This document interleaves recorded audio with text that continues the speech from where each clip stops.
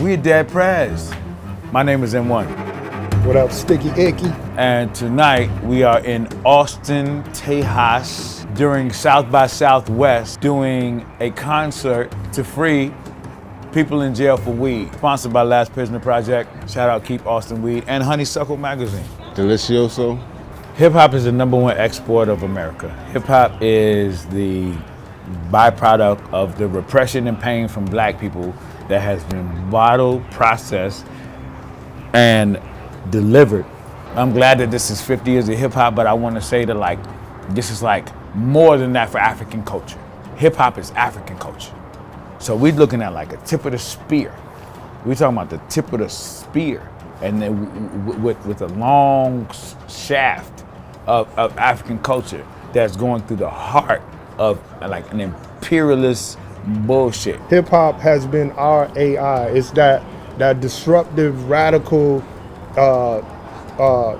technology that allows us to learn in our own way at our own pace and express ourselves and have the tools of people like Master Melly Mel and Run DMC and Scarface, and have those tools and those sound bites and those phrases and they pleading the case for our life. Definitely it's been a vehicle for young black men voice to be heard and respected around the globe. They made sure that niggas that look like us don't have no ownership of it, you know what I'm saying? So we have to be, as the pioneers and the voices of the voiceless, we gotta be careful who we making deals with to bring into this world of hip hop. Cause we got very little moments of movement as it relates to ownership. We done gave away so much to motherfuckers that don't have no alliance to our communities. Like, cannabis allows us to be our fucking really, truly ourselves.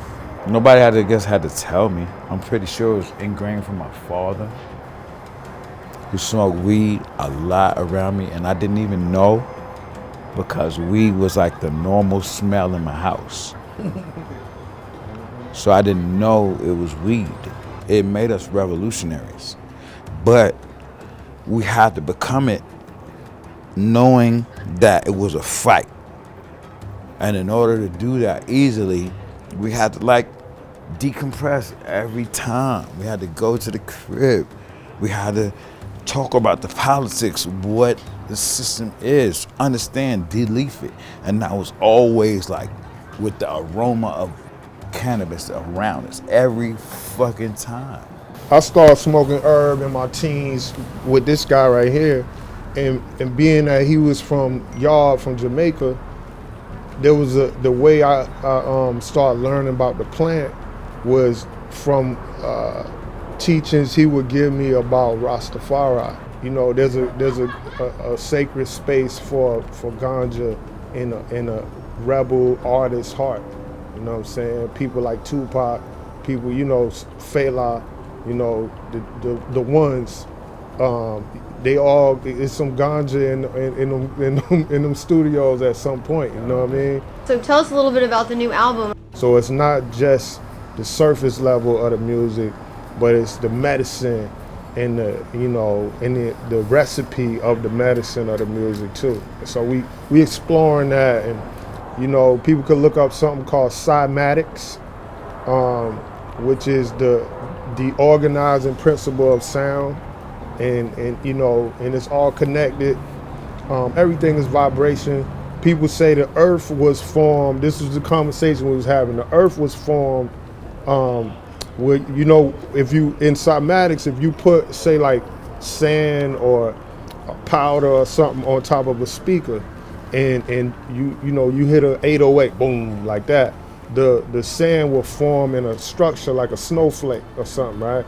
And then you do it again, it'll form a different one, right?